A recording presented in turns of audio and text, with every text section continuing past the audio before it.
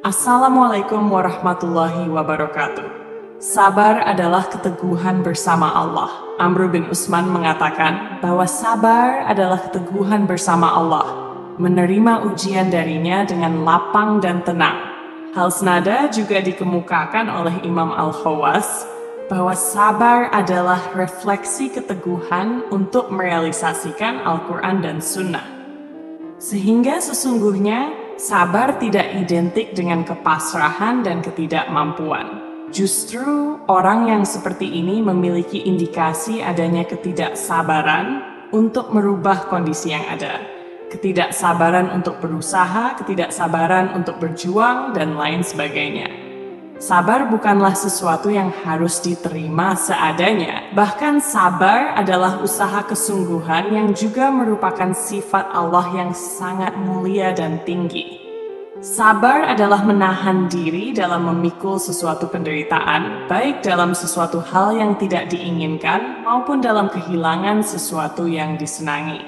Menurut Imam Ahmad ibn Hanbal, kata sabar disebut dalam Al-Quran pada 7 tempat.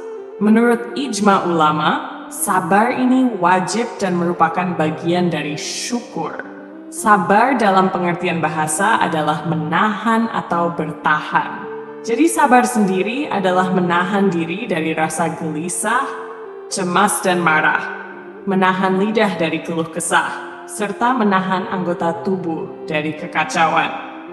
Sabar juga merupakan sikap jiwa yang ditampilkan dalam penerimaan sesuatu, baik berkenaan dengan penerimaan tugas dalam bentuk perintah dan larangan, maupun dalam bentuk perlakuan orang lain, serta sikap menghadapi sesuatu musibah. Sabar merupakan sifat yang secara holistik harus dimiliki oleh seorang sufi. Sabar sendiri tidak mengenal bentuk ancaman dan tes. Seorang sufi selalu berada dalam ketabahan dan kesabaran yang utuh.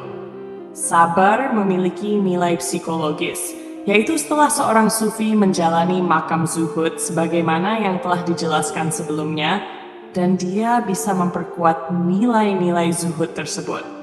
Allah menghuraikannya dalam firman-Nya yang berarti, Kisah Nuh itu adalah kabar gaib. Kami wahyukan kepada kamu ya Muhammad, sedang engkau tidak mengetahuinya dan tidak pula kaummu sebelum ini. Sebab itu bersabarlah. Sesungguhnya akibat yang baik itu untuk orang-orang yang bertakwa.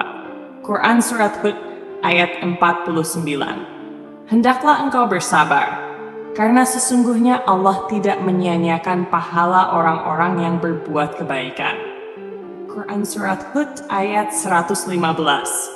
Sabarlah kamu ya Muhammad, dan tiadalah kesabaran engkau itu, melainkan dengan pertolongan Allah sendiri, dan janganlah kamu berduka cita terhadap mereka itu, dan jangan pula sempit hati keluh kesah karena mereka. Quran Surat Al-Nahl ayat 127. Hai anakku, dirikanlah syalat dan suruhlah orang membuat yang ma'ruf, yang baik, dan laranglah membuat yang mungkar haram, serta sabarlah atas cobaan yang menimpa kamu. Sesungguhnya demikian itu pekerjaan yang dicita-citakan. Quran Surat Luqman ayat 17. Kesabaran harus diaplikasikan dengan baik dan indah. Maka sabarlah engkau dengan kesabaran yang indah. Quran Surat Al-Ma'arij ayat 5. Sabar itu harus selalu diiringi dengan syalat sebagai meminta tolong padanya. Minta tolonglah kamu kepada Allah dengan kesabaran dan mengerjakan syalat. Sesungguhnya syalat itu amat berat, kecuali bagi orang-orang yang tunduk kepada Allah. Quran Surat Al-Baqarah ayat 45. Musa berkata kepada kaumnya, mintalah pertolongan kepada Allah dan sabarlah, sesungguhnya bumi ini milik Allah. Diberikannya kepada siapa yang Dia kehendaki di antara hamba-hambanya. Akibat yang baik itu adalah untuk orang-orang yang berbuat kebaikan. Quran Surat Al-A'raf ayat 128.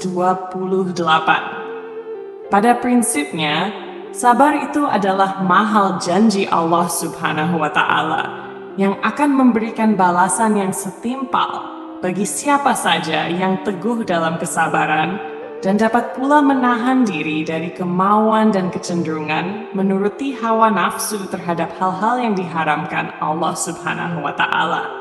Seorang yang sabar akan tetap waspada dari berbagai pengaruh negatif yang mengakibatkan dirinya jatuh ke lembah maksiat. Mereka menerapkan berbagai bentuk ketaatan yang dirasakan sangat berat bagi dirinya. Dan mereka juga selalu ingat bahwa setiap musibah yang menimpanya merupakan takdir dari Tuhannya dan akan menyerahkan tawakal kepada Allah. Peraturan ketetapan yang ada dalam sabar menjadi tonggak lahirnya kepatuhan, integritas, dan jati diri yang tabah, gigih, dan tegas. Seorang sufi dalam menempuh hidupnya berada dalam tawakal dan rasa syukur yang amat dalam. Ia memandang cobaan, ujian, dan musibah sebagai sesuatu yang indah dan baik, bahkan mereka menyebutnya sebagai rahmat Allah atas hambanya. Penderitaan, kecaman, dan darurat dapat memadamkan api kekuatan tabiat dan menghidupkan kekuatan rohani yang menyebabkan kekuatan batin.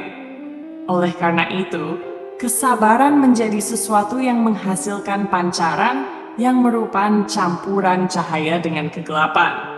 Seseorang yang berusaha memiliki sifat sabar adalah usaha untuk mempraktekkan tarbiyah al-ruhaniyah dengan meneladani sifat Rasulullah yang ulu al-azmi.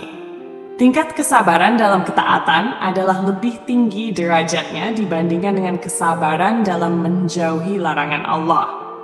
Sabar dalam ketaatan memiliki makna esoterik yang radikal, di mana di dalamnya tergambar kesungguhan dan teladan yang sangat disukai Allah Subhanahu wa Ta'ala.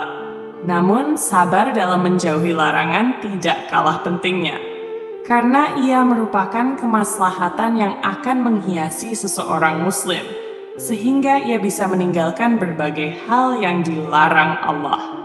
Wassalamualaikum warahmatullahi wabarakatuh.